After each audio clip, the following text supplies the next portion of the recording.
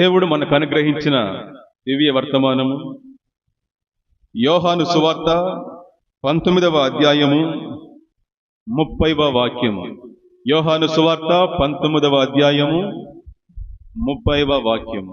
యేసు ఆ చిరుకను పుచ్చుకొని సమాప్తమైనదని చెప్పి తల వంచి ఆత్మను అప్పగించెను. సమాప్తమైనది. ఇది కల్వరి శిలువలో యేసుక్రీస్తు వేలాడుతున్నప్పుడు పలికిన 6వ మాట. సమాప్తమైనది. I have finished. అంతా అయిపోయింది, సంపూర్తి అయ్యింది, నెరవేర్చబడింది, సాధించబడింది. సమాప్తమైనది. ఏమి సమాప్తమైనది? మానవాళి రక్షణ కొరకు యేసుక్రీస్తు కల్వరి శిలువలో సమస్తమును చేసి ముగించేశాడు అని అర్థం. నీ రక్షణ కొరకు, నీ విమోచన కొరకు సమస్తమును నేను చేసి ముగించేశాను. సమాప్తమైనది. కొదువ లేకుండా, ఇక ఏది అవసరము లేకుండా సమస్తాన్ని నేను చేసి ముగించేశాను. సమాప్తమైనది. ఈ వాక్యాన్ని మనం లోతుగా ధ్యానిస్తాం.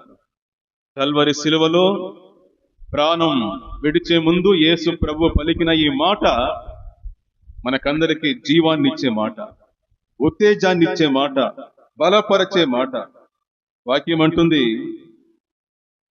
శిలువను గూర్చిన వార్త నశించుచున్న వారికి వెర్రితనము గాని రక్షింపబడుచున్న మనకు దేవుని శక్తి అయి ఉన్నది. ఈరోజు మనం దేవుని శక్తిని పొందుకోబోతున్నాం. సమాప్తమైనది. ఆయన అన్నిటినీ చేసి ముగించేశాడు. ఆయన ఏం చేసి ముగించాడు? పాత నిబంధన బలులు చేయలేని వాటిని యేసుక్రీస్తు కల్వరి శిలువలో చేసి ముగించేశాడు. సీల్ చేసేశాడు. పాత నిబంధన కాలంలో అర్పించబడిన బలులు చేయలేని వాటిని యేసుక్రీస్తు పరిపూర్ణంగా కల్వరి శిలువలో చేసి ముగించేశాడు.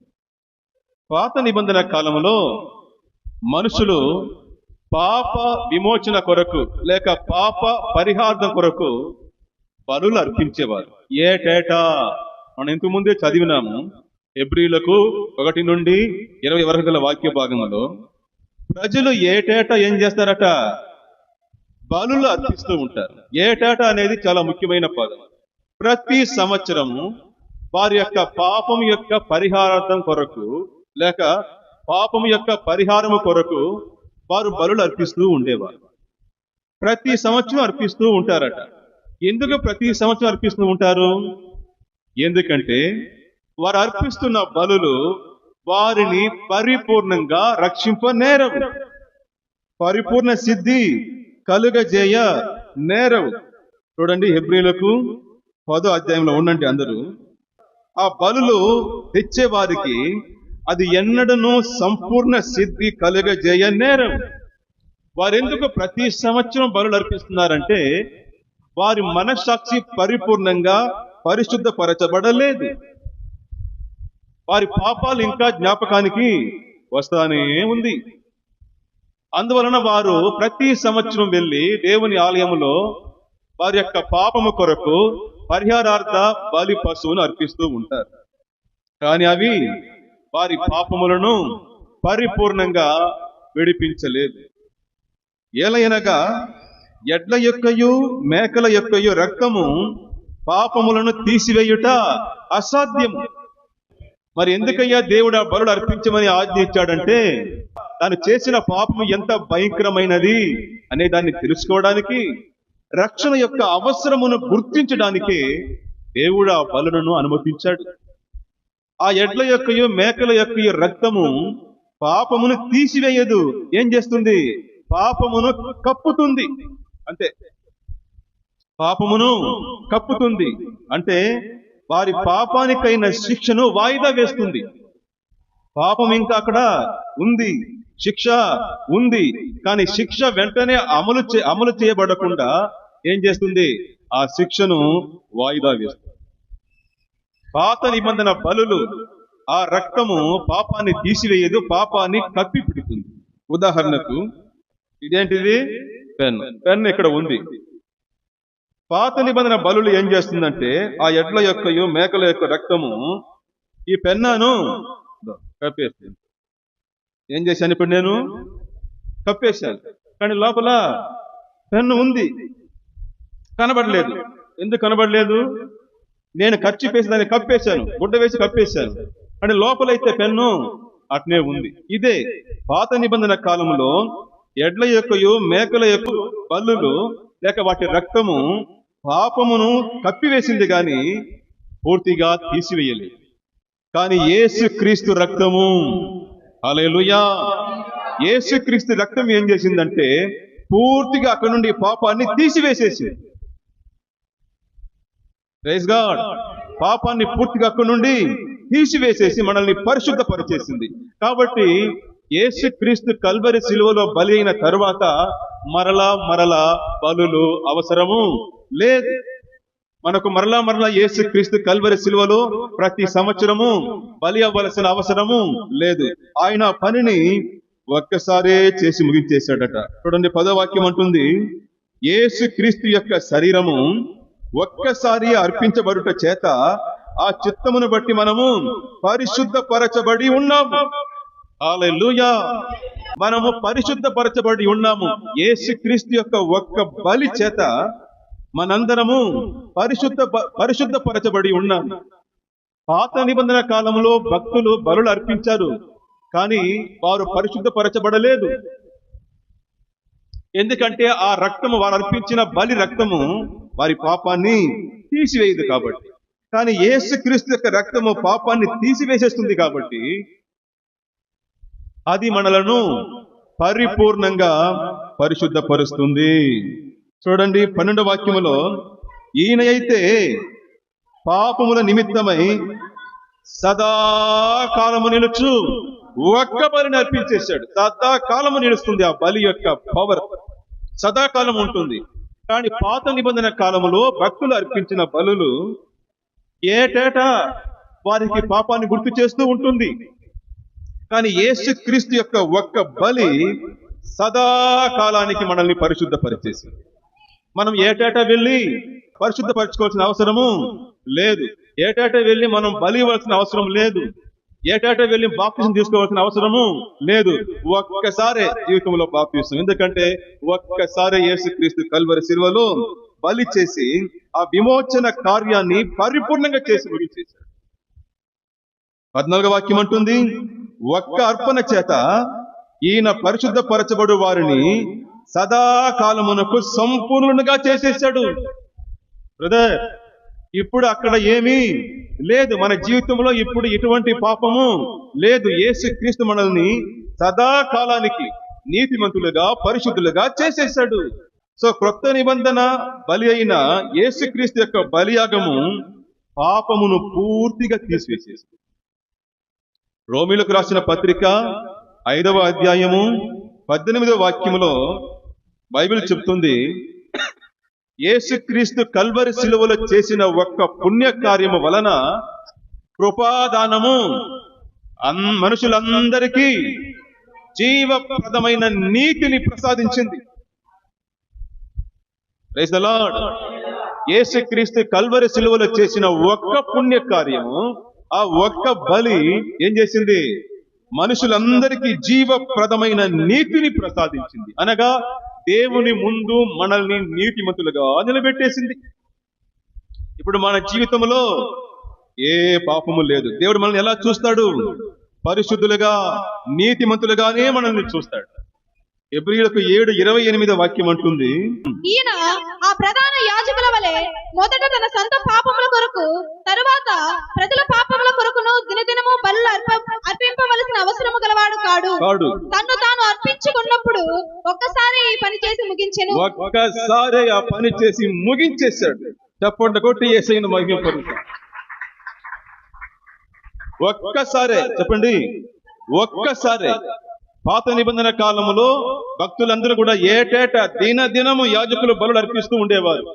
కానీ ఈయన తనను తాను బలిగా ఒక్కసారి అర్పించి విమోచన కార్యక్రమమును పరిపూర్ణంగా చేసి ముగించేశాడు.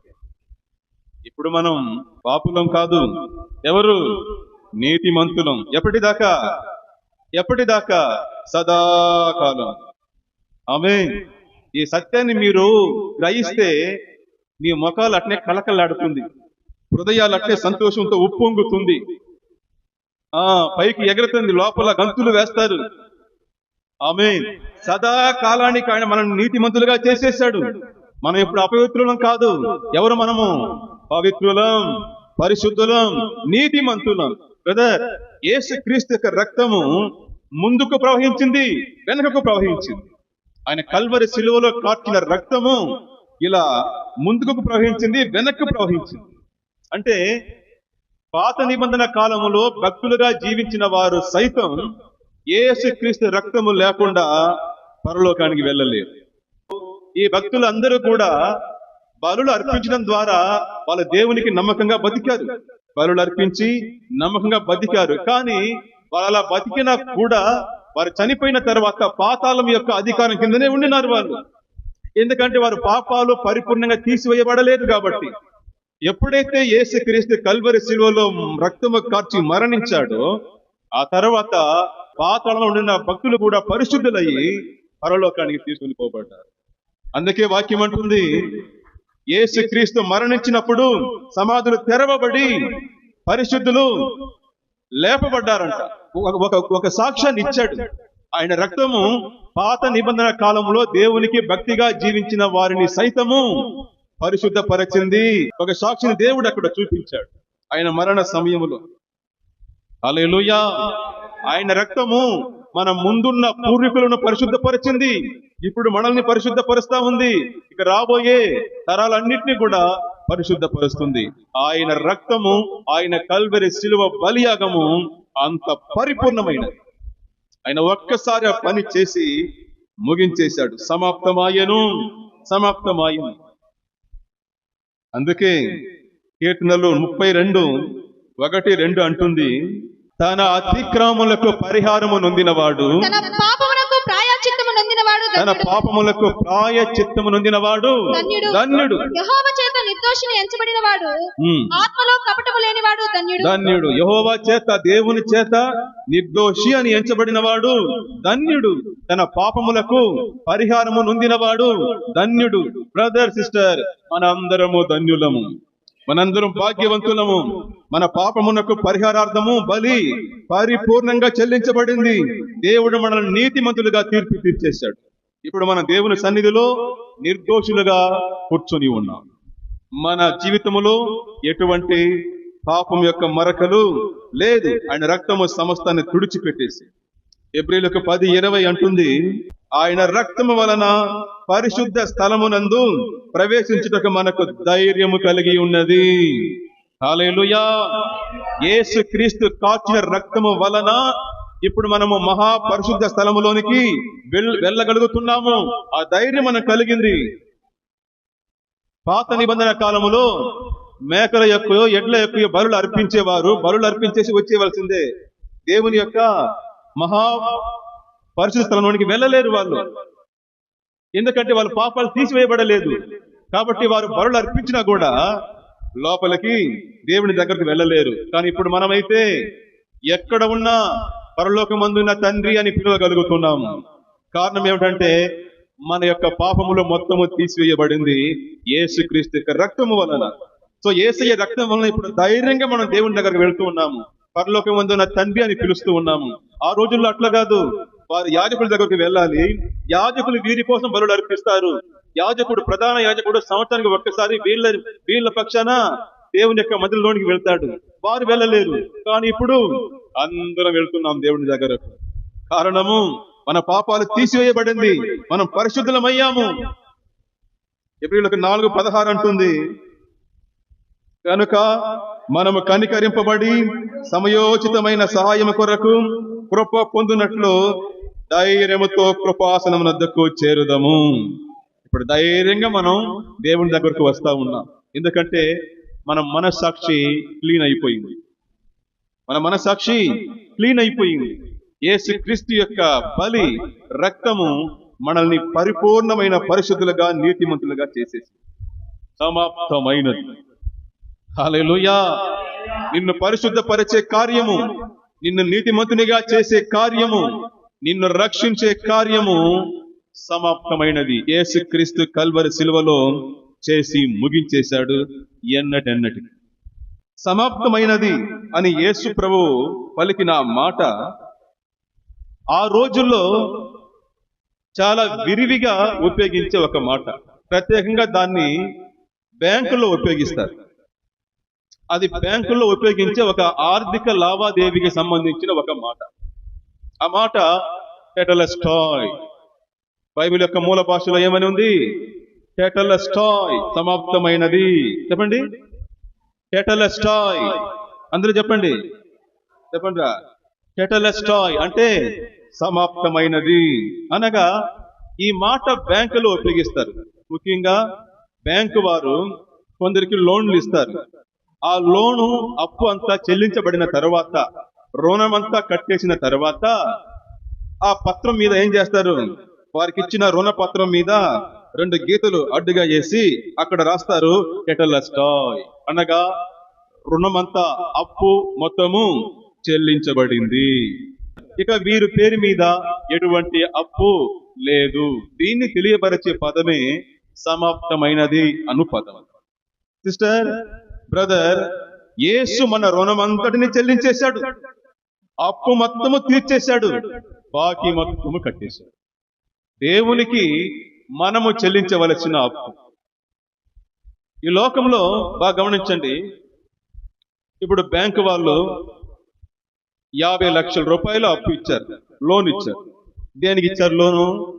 ఏదో ఒక వ్యాపారం చేసుకొని బ్రతకమని లోన్ ఇచ్చారు. ఆ తర్వాత వ్యాపారంలో వచ్చే రాబడిని ఉపయోగించి ఏం చేయాలి?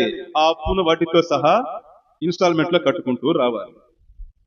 కానీ ఆ వ్యక్తి ఏం చేశాడంటే ఆ 50 లక్షల రూపాయలు తీసుకుని వెళ్ళి బ్యాంకు వారు ఏ ఉద్దేశం కొరకు ఇచ్చారో దాని కొరకు ఉపయోగించకుండా దాని విచ్చలవిడిగా ఖర్చు పెట్టేసి విలాసవంతమైన పాప కార్యాలకు దాన్ని ఉపయోగించేసి డబ్బు మొత్తమును దుర్వ్యాపారం వలన నాశనం చేసేసారు. ఇప్పుడు డబ్బు కట్టలేదు, అప్పు చెల్లించలేదు, బ్యాంకు వారు ఇచ్చిన ఉద్దేశాన్ని కూడా దేని కొరకు ఇచ్చారో ఆ ఉద్దేశాన్ని కూడా నెరవేర్చలేదు. పూర్తిగా అతడు బ్యాంకు వారిని మోసం చేశాడు, అన్యాయం చేశాడు, వారిచ్చిన డబ్బును దుర్వినియోగపరిచాడు. దేవుడు మనిషిని తన పోలికలో తన రూపంలో సృష్టించి ఒక ప్రత్యేకమైన ఉద్దేశం కొరకు ఈ భూమికి పంపించాడు. కానీ మనిషి ఏం చేశాడు? ఆయన రూపాన్ని, ఆయన పోలికను కంప్లీట్ గా దుర్వినియోగపరిచాడు, పాప కార్యాలకు ఉపయోగించాడు. తన ఇష్టానుసారంగా దేవుని యొక్క రూపాన్ని, ఆయన యొక్క స్వభావాన్ని, ఆయన ఇచ్చిన ప్రాణాన్ని చెడ్డదారికి ఉపయోగించేశాడు. అప్పు అనగా ఇక్కడ పాపము. అప్పు అంటే ఏమిటి? పాపం. రోమాపత్రిక 3వ అధ్యాయము 10 నుండి 23 వరకు గల వాక్య భాగం చెప్తుంది, ఇక్కడ నీతిమంతుడు ఒక్కడును లేడు, దేవుని వెతికేవారు ఎవరు లేదు, అందరూ పాపము చేసి దేవుడు అనుగ్రహించు మహిమను పోగొట్టుకునేస్తారు. మనందరం అలాగే, మనందరము అప్పులో పడిపోయాము. ఎంత అప్పు అంటే తిరిగి కట్టలేనంత అప్పులో మనం మునిగిపోయినాం. మనం చేసిన పాపాలు దేవుని నీతికి, దేవుని పరిశుద్ధ కార్యానికి విరోధంగా మనం చేసిన పాపాలన్నీ కూడా పెద్ద అప్పుగా, భారంగా మారిపోయింది. అప్పు అనగా పాపం. సో ఈ పాపం అనే అప్పును మనము ఎంత మంచి చేసినా తీర్చలేము. ఈ లోకంలో చాలా మంది అనుకుంటారు, పాపం చేసేసి ఆ తర్వాత మంచి కార్యాలు చేస్తే ఆ పాపం పోతుంది, మోక్షం వెళ్ళిపోవచ్చు అనేసి అనుకుంటున్నారు.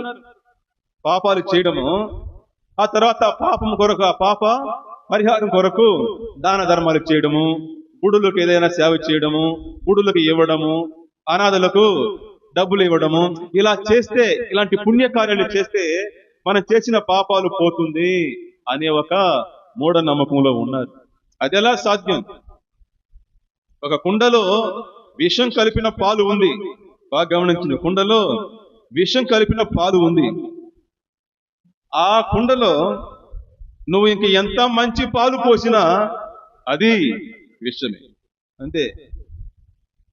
అర్థమవుతుందా మీకు? ఒక కుండలో విషం కలిపిన పాలు ఉంది బ్రదర్.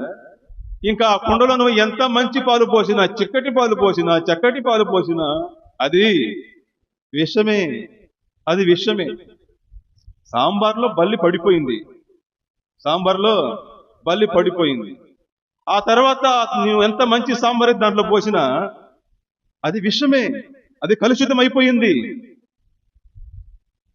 దాన్ని ఇంకా పరిశుద్ధపరచాలంటే ఒకే ఒక మార్గము, ఆ పాల నుండి విషాన్ని వేరు చేయాలి. అది యేసుక్రీస్తు రక్తం మాత్రమే చేస్తుంది ఆ పనిని. ఆయన రక్తాన్ని ఎత్తి ఆ పాలలో పోస్తే ఆ రక్తం ఏం చేస్తుంది? ఆ పాల నుండి విషాన్ని పూర్తిగా వేరు చేస్తుంది. ఆ పాలను పరిశుద్ధమైన పాలుగా మారుస్తుంది. యేసుక్రీస్తు రక్తము తప్ప, ఆయన బలియాగము తప్ప మనిషికి రక్షణ లేదు, పాప విమోచన లేదు. నువ్వు ఎన్ని మంచి కార్యాలు చేసినా ఆల్రెడీ నువ్వు చేసిన పాపాలను అది తీసివేయనేరదు. ఆమేన్. అది తీసివేయనేరదు. యెషయా గ్రంథము 64:6 వాక్యం అంటుంది, మేమందరము అపవిత్రుల వంటి వారమైతిమి, మా నీతి క్రియలన్నీ మురికి గుడ్డవలే నాయను, మేమందరము ఆకువలే వాడిపోతిమి, మా నీతి క్రియలన్నీ మురికి గుడ్డలే. అయ్యా అమ్మా, మేము చేసే మంచి కార్యాలన్నీ కూడా మురికి గుడ్డలే. ఎందుకంటే ఆల్రెడీ అందులో మరక పడిపోయింది. ఆల్రెడీ పాపం జీవితంలో పడిపోయింది. ఒక్కసారి పాపం చేసిన తర్వాత నువ్వు ఎంత మంచి చేసినా పాపం పోదు. పాపం అనే మరక నీ జీవితం నుండి, హృదయం నుండి పోనే పోదు. అది పోవాలంటే ఒకటే మార్గము, యేసుక్రీస్తు రక్తం మాత్రమే.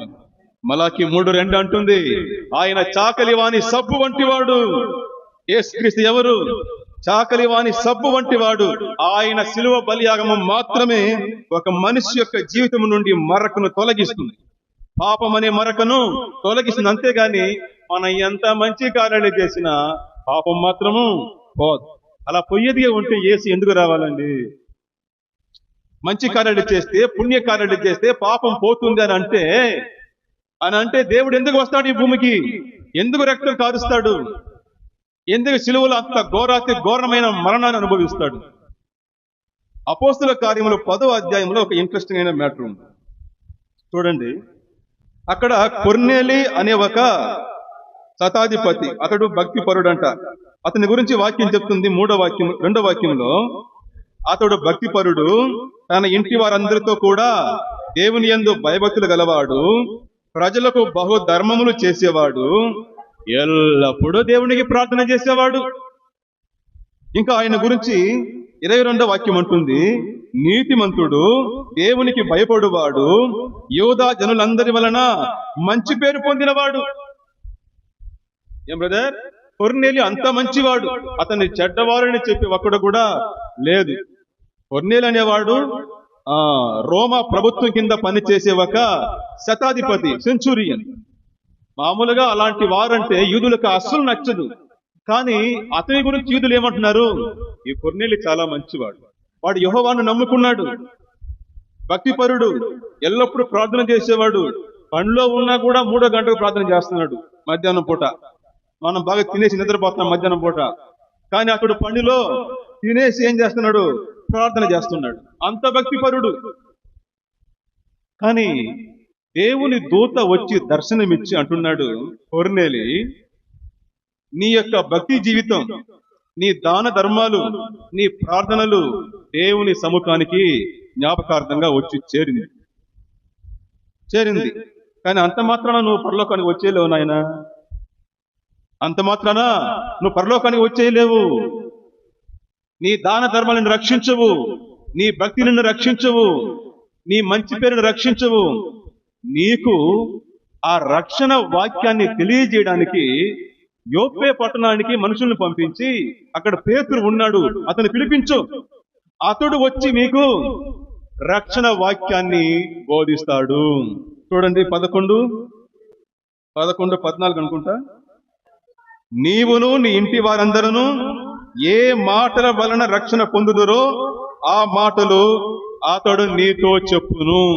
కొర్నేలి, నువ్వు మంచివాడే, దాన ధర్మాలు చేస్తున్నావు, భక్తిగా ఉన్నావు, కానీ ఇది నిన్ను రక్షించలేవు.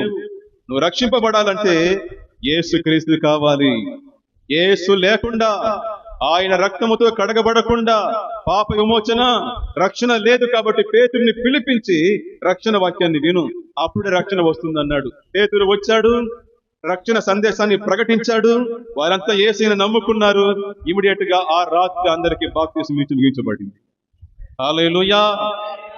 బ్రదర్, సిస్టర్, మీరు చేస్తున్న మంచి కార్యాలను బట్టి మోసపోకండి. మీ మంచి కార్యాలు ఆల్రెడీ చేసిన పాపాన్ని తొలగించనేరవు. ఈ లోకం మోసపోతూ ఉంది. పాపాలు చేయడం అంట, అలాగా ఆ తర్వాత మంచి కార్యాలు చేయడం అంట. దాన ధర్మాలు చేసేసి పాపాన్ని తుడి చేసుకుందాము, ఆ మోక్షానికి వెళ్ళిపోదాం అనేసి కలలుగా అంటున్నారు. కుదరదు. ఆమేన్. కుదరదు. యేసుక్రీస్తు రక్తం మాత్రమే మీ అప్పును తీరుస్తుంది.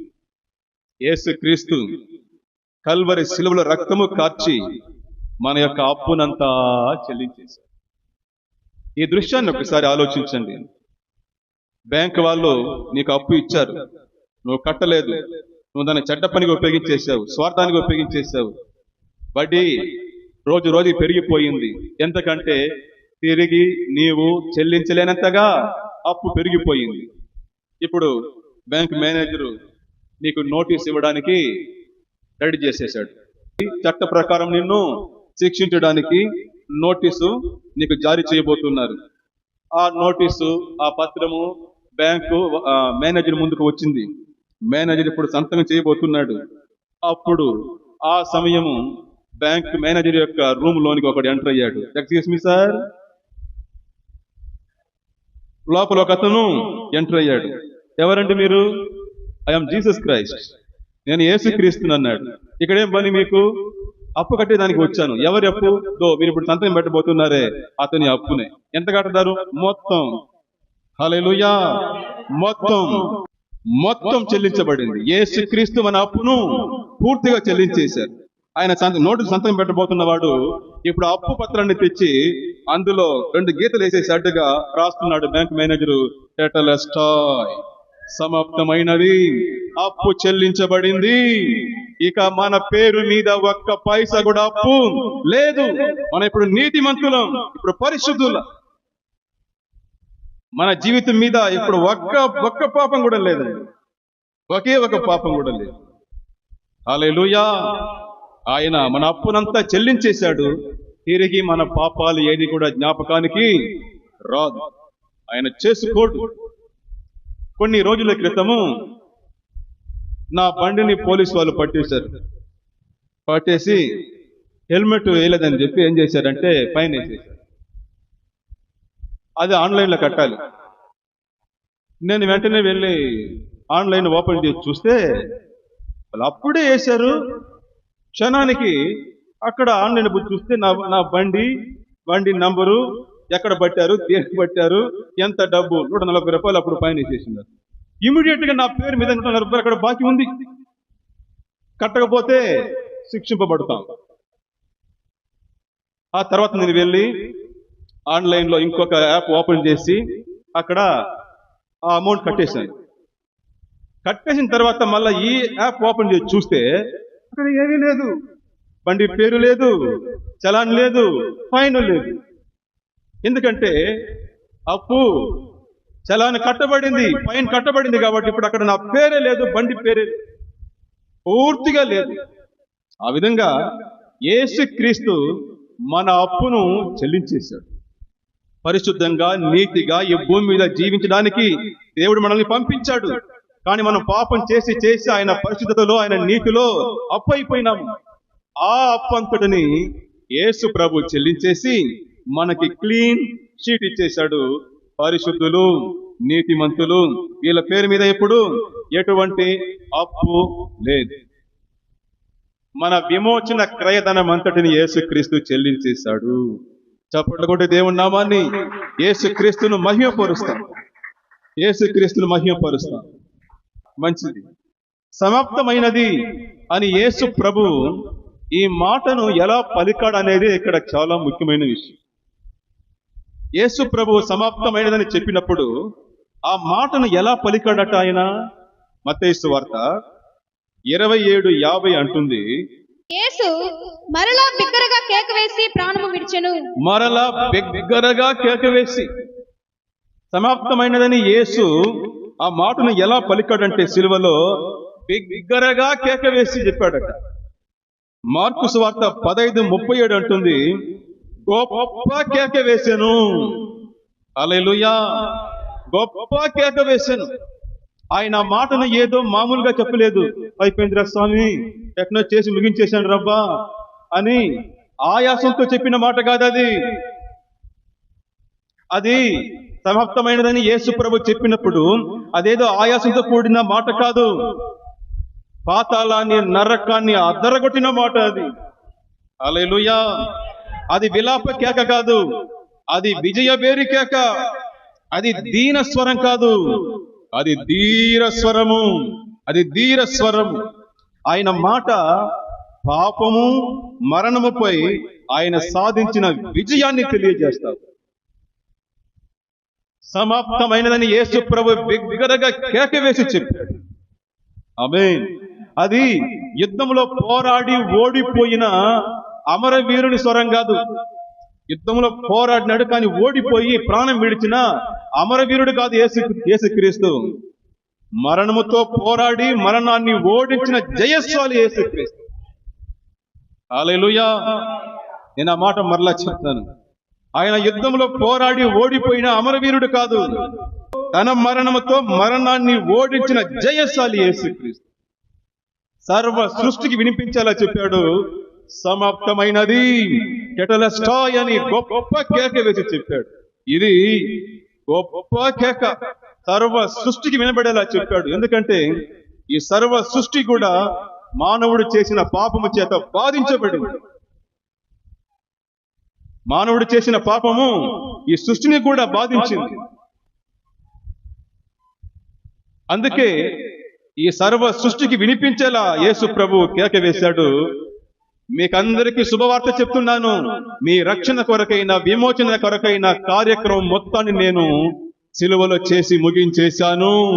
టెటెలస్టాయ్, సమాప్తమైనది అని కేక వేసి చెప్పాడు. ఎందుకంటే ఈ సృష్టి యావత్తు కూడా మనిషితో కనెక్ట్ అయి ఉండేది. ఈ సృష్టి మొత్తం ఎవరి కోసము? మనిషి కోసమే.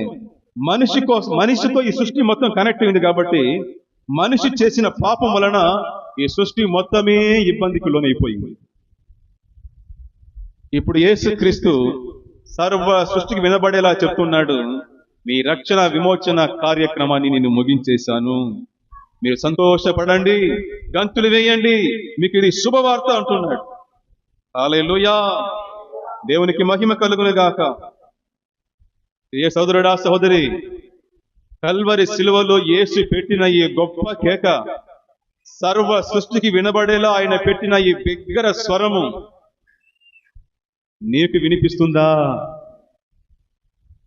నీకు వినిపించిందా? సమాప్తమైనదని యేసు పెట్టిన ఈ గొప్ప కేక నీకు వినిపించిందా? అనేక మంది క్రైస్తవులు ఇప్పటికీ ఏం చెప్తున్నారంటే, నేను పాపిని ప్రభువా, నేను పాపిని ప్రభువా, ఈ పాపి యొక్క ప్రార్థన ఆలకించు ప్రభువా అనేసి గోజారుతున్నారు. సోదరుడా సోదరి, నువ్వు పాపివి కాదు, నువ్వు నీతిమంతుడవు. నీ రక్షణ కొరకు సమస్తాన్ని యేసు ప్రభు చేసి ముగించేశాడు. ఇప్పుడు నీ యొక్క అకౌంట్ లో ₹1 కూడా అప్పు లేదు, నీ జీవితంలో ఒక మరక కూడా లేదు. యేసు ప్రభు యొక్క కల్వరి సిలువ బలియాగమ సమస్తాన్ని తీసివేసేసింది. ఇప్పుడు నువ్వు పరిశుద్ధుడవు, నీతిమంతుడవు. గుండె మీద చెయ్యి వేసి చెప్పు, నేను నీతిమంతుడని చెప్పు. ఒక సోదరుని ఇంటికి ప్రార్థనకు వెళ్ళాను, కుటుంబ ప్రార్థనకు వెళ్ళాను. అక్కడ 97వ కీర్తనలో ఉండే నీతిమంతునికి వచ్చే ఆశీర్వాదం అంతా చెప్పేసి, ఇక్కడ నీతిమంతులు ఎవరండి అని అడిగాను. అందరూ అట్టే నిశ్శబ్దం అయిపోయినారు, బెత్తరు చూపులు చూస్తా ఉన్నారు. ఇక్కడ నీతిమంతులు ఎవరు బ్రదర్ అని అడిగితే ఒక్కరు కూడా నేను నీతిమంతుని చెప్పలేదు. ఒక ఆయన అన్నాడు, ఇక్కడ ఎవరున్నారు నీతిమంతులు? అందరూ దుర్మార్గులే, మేమందరం పాపులేమంటున్నారు. వారు ప్రభువును నమ్ముకొని బాప్తిస్మం పొందుకొని 10-12 సంవత్సరాలు అవుతా ఉంది. ఇంకా వారికి యేసు ప్రభు పెట్టిన కేక వినిపించలేదు.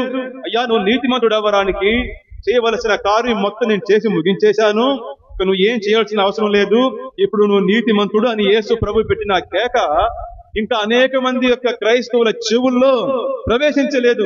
అనేకులు ఇంకా నేను పాపిని పాపిని పాపిని అనుకుంటూ ఉన్నారు. ఒకరోజు నేను దేవునికి విరుద్ధమైన ఒక పాపం చేశాను. అది నన్ను చాలా బాధించింది, అపరాధ భావంలో ముంచేసింది. అలా ఒంటరిగా వెళ్ళి అరణ్య ప్రాంతానికి దేవుని దగ్గర చెప్పాను, తండ్రి, నేను పాపం చేశానయ్యా, ఈ పాపిని క్షమించండి అని చెప్పారు. దేవుని స్వరం వినిపించింది, పాపి అని చెప్పొద్దు, ఇంకోసారి పాపి అనవద్దు, నువ్వు పాపివి కాదు, నువ్వు నీతిమంతుడవు, పరిశుద్ధుడవు, నువ్వు నా కుమారుడవు, నా బిడ్డవి, ఇంకోసారి పాపి అని చెప్పొద్దు. నువ్వు తప్పు చేశావు, క్షమాపణడు, క్షమించేస్తాను, అంతవరకే. కానీ పాపి అని చెప్పి కల్వరి శిలువ బలియాగమును అవమానపరచొద్దు. ఆయన మొత్తం చేసి ముగించేశాడు. బ్రదర్, మీ మనసు చెప్తుంది నువ్వు పాపివిరా అని చెప్పి నమ్మకండి. అపవాది మెల్లగా వచ్చి చెప్తాడు, నువ్వు పాపం చేసినావు, నువ్వు పాపివి అని చెప్తాడు, నమ్మకండి. దేవుని మాట ఏం చెప్తుందో అదే నమ్మండి. దేవుని మాట ఏం చెప్తుంది? మనం నీతిమంతులం, మనం పరిశుద్ధులం. ప్రతి ఉదయం లేచి మిమ్మల్ని చూసి మీరే చెప్పండి, నేను నీతిమంతుడను, నేను పరిశుద్ధుడను, నా కొరకు సమస్త కార్యాన్ని యేసు ప్రభు చేసి ముగించేశాడని.